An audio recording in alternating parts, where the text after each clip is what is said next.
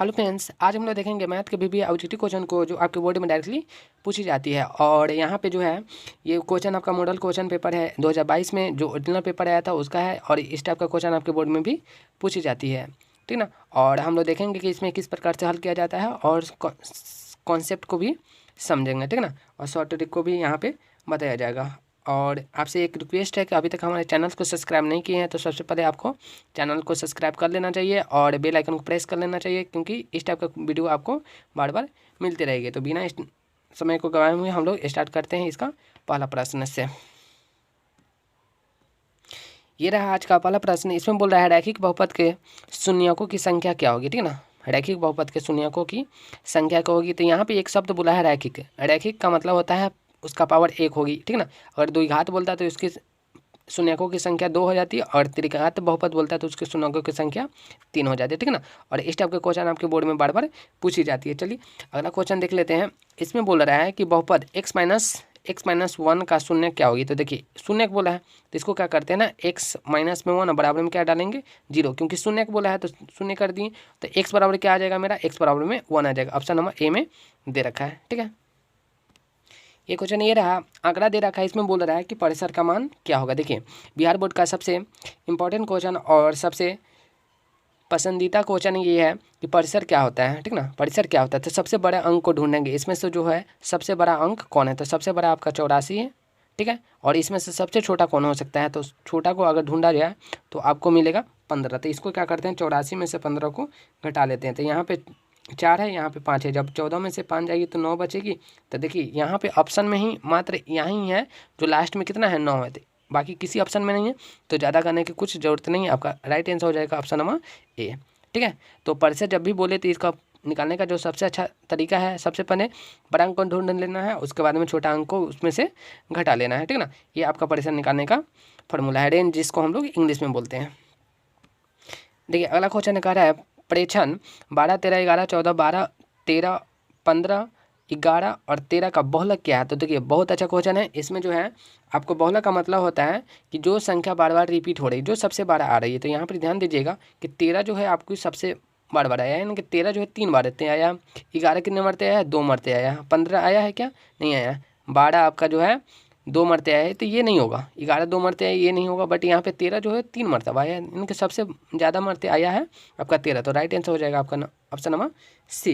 अगला क्वेश्चन देख लेते हैं। इसमें जो दे रखा है, यदि 7, 9, 13, 15, x का माध्य 10 हो तो x का वैल्यू क्या होगा। तो हम लोग को पता है सारी संख्याओं को क्या करते हैं, जोड़ देते हैं। बराबर में माध्य होती है, यानी कि सारी संख्या को जोड़ करके उसकी संख्या से क्या करते हैं, भाग करते हैं। तो देखिए 9 7 16 हो गया, सबको जोड़ेंगे, ठीक ना। 9 7 16 हो गया। 16 में जब 13 को जोड़ेंगे तो 16 प्लस में 13 प्लस में 15 प्लस में x और बटा में कितना हो जाएगी, कितनी संख्या 1 2 3 4 5 संख्या है, बराबर में कितना है 10 है, ठीक है। यही ना होगा। अब क्या होगा, क्रॉस मल्टीप्लिकेशन कराएंगे तो 10 बचे 50 को, इसको जोड़िए। तो 15 और 13 जोड़ेंगे तो कितना हो जाएगी 28। 28 में जब हम 16 को ऐड करेंगे तो आपका 44 आ जाएगा। 44 सीधा हो गया, यानी कि 44 प्लस में x बराबर में हो गया आपका 50, ठीक है ना। तो x की वैल्यू कितना आ जाएगा, जब 50 में से इस 44 को घटाएंगे तो 6 आएगी। ऑप्शन नंबर में है क्या, हाँ ऑप्शन नंबर ए में दे रखा है। अगला क्वेश्चन है, ये भी बहुत ही बढ़िया क्वेश्चन है। इस टाइप का क्वेश्चन पूछी जाती है, किसी घटना की प्रतिक्रिया का अधिकतम मान कितना हो सकता है। अधिकतम मान बोला है तो अधिकतम मान जो है आपका 1 होगा, न्यूनतम मान 0 होगा, ठीक है ना। अधिकतम मान कितना होगा, 1 होगा, न्यूनतम मान 0 होगा। और प्रतिक्रिया से क्वेश्चन ये भी आता है कि इनमें से कौन नहीं हो सकता है। तो देखिए इनमें से कौन नहीं हो सकता कहने का मतलब है हमेशा प्रतिक्रिया का जो मान होता है 0 और 1 के बीच में ही आता है, ठीक ना। जैसे मैं यहाँ पे देखिए 1 में हम 2 से डिवाइड करेंगे तो 0 पॉइंट कितना आएगा 5 आएगा, 0.5 आएगा, ठीक है। तो ये आपका नहीं हो सकता है। इसमें बोला अधिकतम मान, तो यहाँ पर देखिए 2 है तो आप समझना नहीं है कि 2 इसमें सबसे ज़्यादा है तो इसमें टिक लगा देगी, गलत है। अधिकतम मान 1 होगा, न्यूनतम मान 0 होगा, क्योंकि प्रतिक्रिया का जो मान होता है हमेशा 0 और 1 के बीच में हो सकता है। 0 से छोटा नहीं हो सकता, यानी कि माइनस वाला नहीं हो सकता है, और 1 से बड़ा नहीं हो सकता है, यानी कि 1.009 भी नहीं हो सकता है, ठीक ना। तो इस चीज़ को आप याद रखिएगा, ठीक है। अगर आपको वीडियो अच्छी लग रही है तो मेरे चैनल को सब्सक्राइब कर ले, बेल आइकन को प्रेस कर ले, क्योंकि आपको इस प्रकार की वीडियो मिलती ही रहेगी। ये क्वेश्चन ये रहा कह रहा है कि बिंदु टी से किसी वृत्त की स्पर्श रेखा की लंबाई 12 सेंटीमीटर और केंद्र से टी की दूरी 13 सेंटीमीटर। तो वृत्त की त्रिज्या क्या होगी? देखिए मान लेते हैं एक वृत्त है आपका सपोज, और यहाँ से इसकी किसी बिंदु से केंद्र से इसकी दूरी जो है 13 है, और यहाँ से स्पर्श करके निकल गया एक, ठीक है ना। तो हमसे बोला है कि इसकी त्रिज्या कितनी होगी। तो देखिए जो स्पर्श करके जा रही है वो उसकी लंबाई है 12, और जो केंद्र से दूरी है वो कितनी है 13। तो हमको बोला गया है कि आर कितना होगी, तो पाइथागोरस लगा देंगे। एच स्क्वायर बराबर में क्या होती है फॉर्मूला, पी स्क्वायर जोड़ में बी स्क्वायर। जब उस वाले फार्मूला पे सेट करेंगे इसको, तो एच की वैल्यू दे रखा है 13 और पी की वैल्यू दे रखा है आपका कितना दे रखा है, ये जो है आपका ये 12 दे रखा है। अब बोलिए कि यहाँ पे 90 डिग्री का कोण बनता है। ये भी क्वेश्चन आता है कि स्पर्श करने वाली रेखा कितने डिग्री का कोण बना के निकलती है, तो 90 डिग्री। तो 90 डिग्री यहाँ पे बन रही है, तो ये आपका कर्ण है, ठीक ना। ये जो 13 है आपका क्या है, कर्ण है। इस चीज़ को आप याद रखिएगा। तो आपका जो राइट आंसर हो जाएगा, यानी कि 12 और 13 से रिलेशन बनता है 5 का, तो ऑप्शन नंबर डी आपका राइट आंसर हो जाएगा, ठीक है। देखिए हमने क्वेश्चन बताया था, इनमें से बोल रहा है कि कौन परिक्ता का मान नहीं हो सकता है। अभी जस्ट बताया है कौन नहीं हो सकता है, तो देखिए 50% हो सकता है। अब देखिए प्रतिशत में ये कौन सा बड़ी बात होगी। 50% का मतलब है 50/100। जब इसको हम काटेंगे तो 0 पॉइंट कितना आएगी, 5 आएगी, तो 0.5 ही है ना।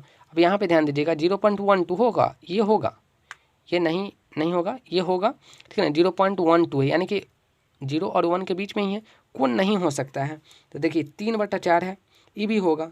13/12 ये नहीं होगा, ठीक है ना। तो आपका राइट आंसर हो जाएगा ऑप्शन नंबर डी। कैसे, देखिए 13 में आप 12 से भाग कीजिए तो 12 एक आई 12 हो गया, और घटाएंगे तो 1 आएगी, यानी कि 0 डाल सकते हैं। भाग नहीं लगेगा तो यहाँ पे पॉइंट डाल के फिर 0 डाल देंगे, तो यहाँ पे एक और 0 डालना पड़ेगा। और 12 कि जब इसमें हम टेबल पढ़ेंगे तो आप इसको लगा सकते हैं 8 दफ़ा 96, ठीक ना। तो ये आपका 1.008 आ रही है, 1.08 आ रही है, सॉरी 1.08 आ रही है ना, कि पॉइंट के बाद में 08 आया ना लास्ट में, तो ये नहीं होना चाहिए, ठीक है ना। तो इस चीज़ को आप ध्यान रखें। वैसे भी आप देखिए नोमिनेटर जो है आपका छोटा नहीं होना चाहिए, ये हमेशा छोटा नहीं होना चाहिए। तो आपका ऐसे भी आंसर आपका ऑप्शन नंबर डी हो गया, ठीक है ना। जाहिर सी बात है कि घटना परिक्ता का जो मान होता है 1 से बड़ा नहीं हो सकता है और 0 से छोटा नहीं हो सकता है। इस कॉन्सेप्ट को आप ध्यान में रखिए। अगला क्वेश्चन है, बहुत ही मज़ेदार क्वेश्चन है। इसमें बोल रहा है कि एक नया संगत पासा फेंका गया, ठीक ना। एक नया संगत पासा को फेंका जाता है तो 2 गुणज आने की क्या परिक्ता है। तो देखिए एक पासा को फेंकने पे क्या क्या आ सकती है, 1 2 3 4 5 और 6 आती है, ठीक ना।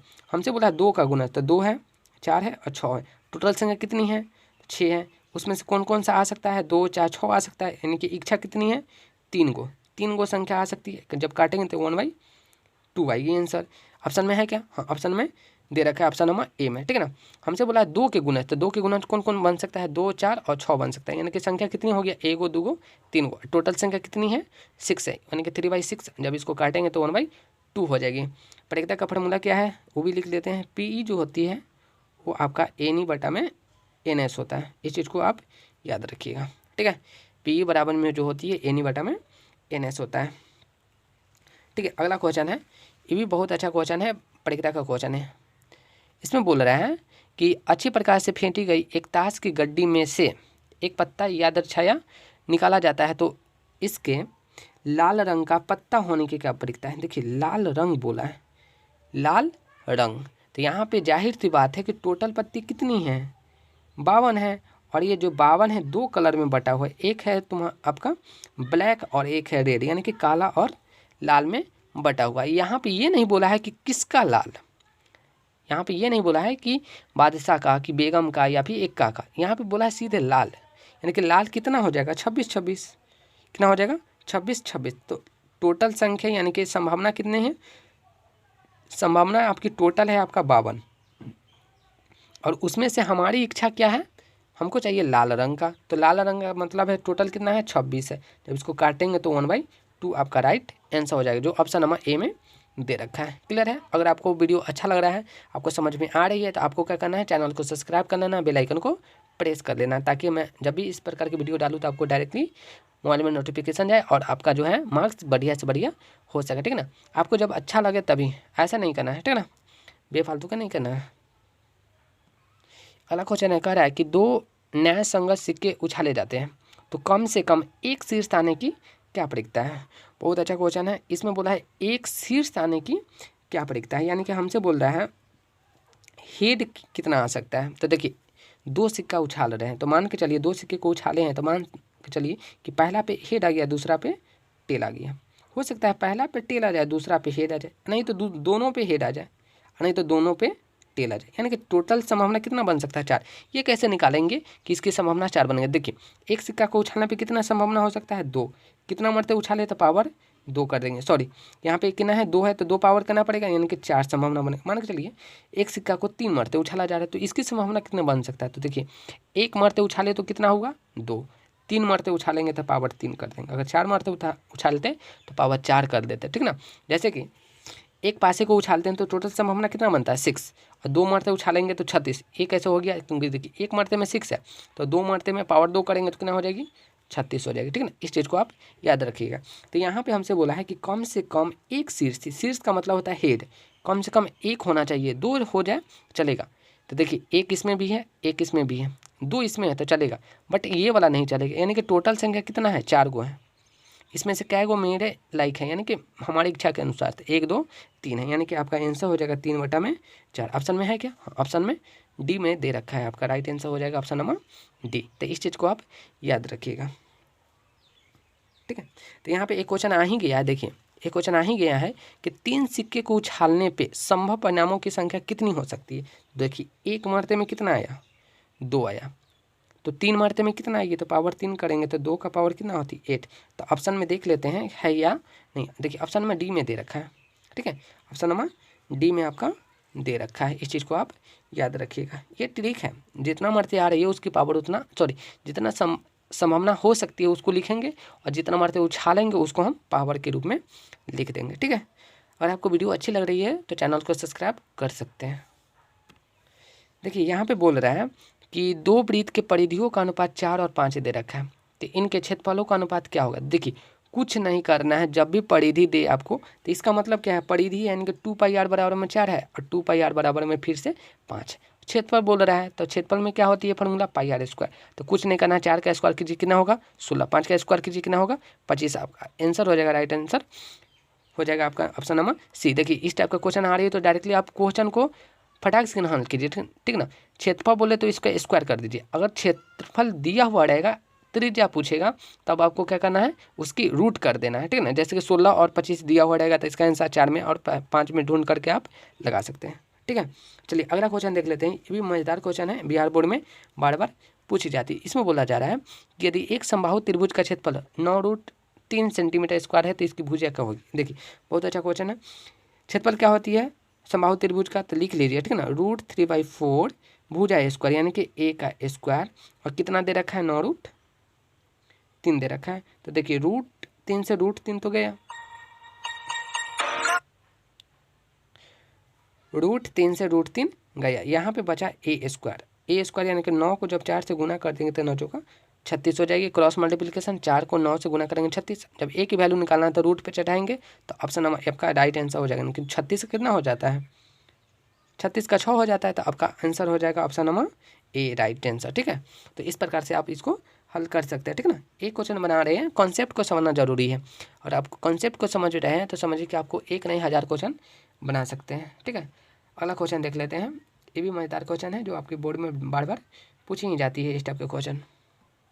ये क्वेश्चन है, यदि शंकु की ऊंचाई और त्रिज्या 3 गुनी हो जाती है तो शंकु का आयतन हो जाएगा। देखिए बहुत ही मज़ेदार क्वेश्चन है, हमसे बोला गया है कि शंकु की ऊंचाई तथा त्रिज्या जो है 3 गुनी हो जाती है, यानी कि r 3 गुनी और h भी 3 गुनी, ठीक है, ठीक है। अब इसकी क्या करते हैं आयतन निकालते हैं। तो शंकु की आयतन होती है 1/3 πr², r के जगह पर कितना हो जाएगा 9r², और h के जगह पर कितना है 3h।